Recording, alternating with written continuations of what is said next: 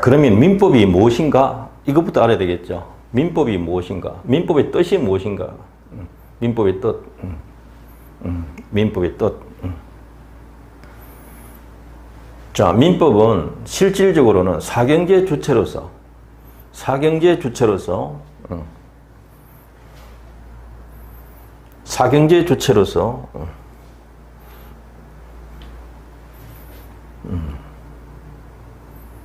사경제 주체로서 당사자 간의 대등한 법률 관계를 규율하는 법이다. 자, 이게 포인트예요.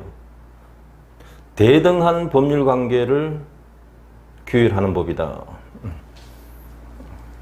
우리 민법 제1조는 민사에 관하여 이렇게 되어 있어요. 대등한 당사자 간의 거래에 관하여 이렇게 생각하시면 돼요. 대등한 이 점을 이해하셔야 되죠. 그러니까 공평이라는 개념이 녹아있다 이 말입니다. 양 당사자가 거래하는 쪽이니까 서로 공평할 필요가 있잖아요. 상하관계가 아니고 그 점을 이해하셔야 돼요. 대등한 이 단어를 이해하시면 돼요. 그럼 민법 거의 다 이해하신 거예요. 이 단어를 놓치면 안 된다는 뜻이에요. 대등한 법률관계를 규율한 법이다. 그래서 뭐 민법 법전이라고 민법 법전 이 법전이 따로 있어요. 1960년 1월 1일 시행하는 법전이 따로 있어요. 근데 그것만 민법이냐 아닙니다. 뭐 특별법에도 많이 있어요. 그런 부분 다 합쳐서 하는 것이니까 실질적 의미의 민법이라고 그러는데 어쨌든 형식적으로는 민법전, 법전이 따로 있단 말이죠. 그러니까 대등한 법률 관계를 무슨 관계를 하는가? 사법 관계를 해요. 사법 관계. 예. 대등한 관계가 아닐 때 상하 관계이거나 우월적 지위, 어느 한쪽이 우월적 지위에 있을 때는 공법 관계라고 말할 수 있잖아요. 예. 그 점을 꼭 일단 구분하셔야 돼요. 대등한 법률 관계 규율하는 법이다. 그러면 여기서 공평 개념은 또 생각을 해 보셔야 되죠. 유치권이 왜 인정되는가 하면 나는 채권을 변제받을 권리가 있는데 상대방이 채권 이행하지 아니하면 채무를 이행하지 아니하면서 자기 소유 물건만 달라고 청구 들어오면 권리 주장하면 나는 그 돈 받을 때까지 이 물건 못 주겠다라는 게 유치권이거든요. 유치권은 나쁘다 좋다 그게 아니고요. 자기 권리 확보하기 위한 수단이에요. 그리고 그걸 인정해 준 게 공평 때문에 그래요. 공평. 돈 못 받고 물건만 줄 수는 없잖아요. 돈 받으면서 물건 돌려주면 되죠. 어떤 그런 측면이랍니다. 유치권은 공평에서 나온 거예요. 다만 유치권의 특징이 뭐냐면 모든 사람에게 주장할 수 있다. 물권이란 거죠. 그리고 등기사항이 아니란 말이죠. 이런 특징을 갖고 있다 이거죠. 제일 중요한 게 공평이죠. 유치권은. 공평이 뭐냐? 대등한 법률관계 속에서 일어나는 거죠. 예, 이런 점들이 민법에 채권편에서는 동시행이라는 문제가 나와요. 그것도 공평이에요. 예. 자, 어쨌든 이 점을 대등한 법률관계 규율하는 것이 민법이다. 라는 점을 이해해 두시고요. 자, 그 다음 보겠습니다. 그럼 실질적으로 민법은 어떤 의미인가? 사법이다. 사법이라는 것이 사법이라는 것 자체가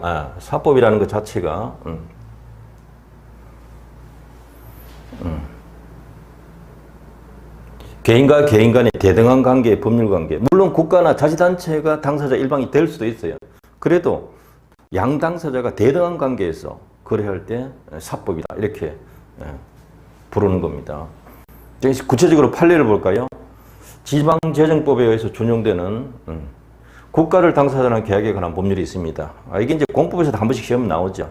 국가를 당사자로 하는 계약에 관한 법률이 있습니다. 요거 이해하셔야 되는데 지방재정법에서 이 법을 적용하겠다 이 말인데 그러니까 예를 들어서 지방자치단체가 거래할 때도 공공단체 중에 하나인 지방자치단체가 거래를 할 때 국가를 당사자로 하는 계약에 관한 법률이 적용되어서 거래를 한다면 그러한 계약을 이제 예를 들어서 이제 공공계약이라고 그러거든요.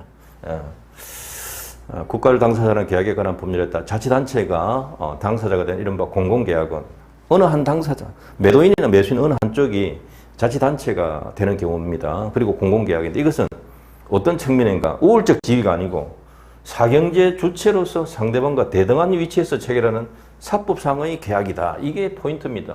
그러니까 민법이 적용되는 거죠. 이해되실 거예요. 사인 간의 계약과 다를 바 없다. 보세요. 개인과 개인 간의 계약과 다를 바가 없다. 그러니까 이 점을 이해하시면 되는 겁니다. 그러면 민법 적용되는 겁니다.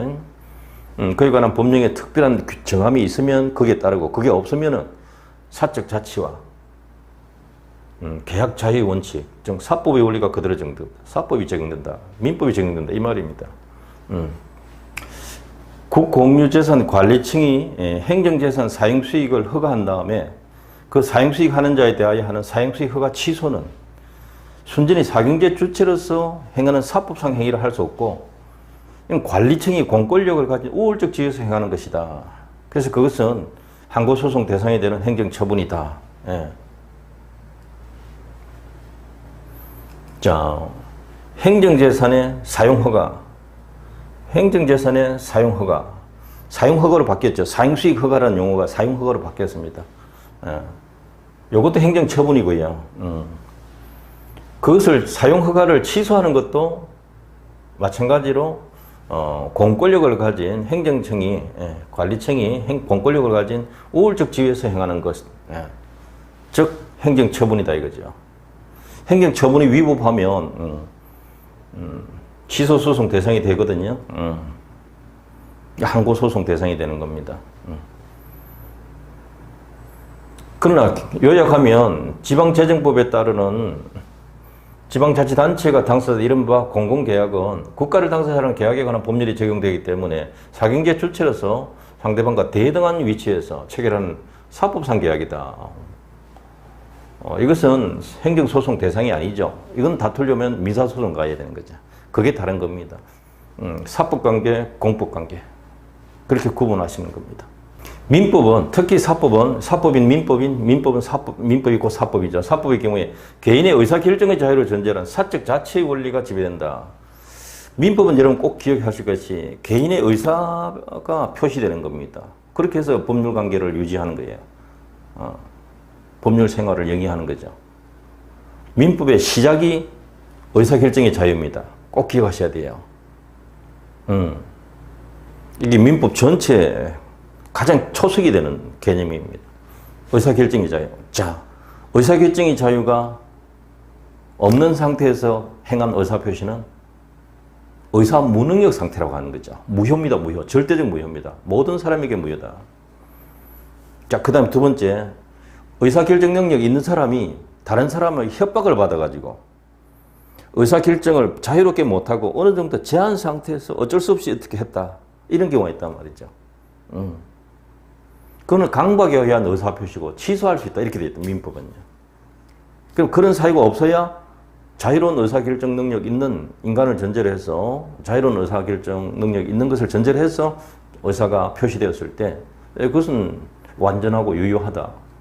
그렇게 할 수 있는 능력 가진 사람을 행위 능력자 이렇게 말하는 거죠. 그게 부족한 사람은 제한 능력자. 그게 아예 없다고 볼 수 있는 사람은 의사 무능력자. 이렇게 행위 능력 제도가 있단 말입니다. 그게 왜 있는가? 의사결정의 자유, 이게 기본이 되기 때문에 나온 제도예요. 그런 민법을 총괄적으로 바라볼 수 있는 거죠. 민법 속에서 헤매는 게 아니라 민법을 내려다보면서 이해를 하게 된단 말이에요. 제한 능력자, 의사 능력 문제구나. 보호해야 되겠네. 행위 능력자, 스스로 결정할 수 있으니까 책임을 다 져야 되겠네. 그게 사적 자치라는 게 자기가 스스로 결정한다는 거죠. 사적 자치. 의사표시, 자기가 한다는 거죠. 계약자의 원칙. 야, 그런 점들이 어려운 단어가 아닙니다. 의사결정의 자유를 전제로 한다. 이 점을 꼭 이해를 하셔야 돼요. 그래서 이런 게 있죠. 평생 동안 이혼하지 않겠습니다. 각서, 무효다. 왜 무효일까요? 평생 동안 이혼하지 않겠다. 각서가 무효다. 왜? 자기가 의사결정할 수 있는 능력이 있는 사람인데 그걸 아예 못하게 하는 그런 각서를 유효라고 하면 되겠는가 이 뜻이에요.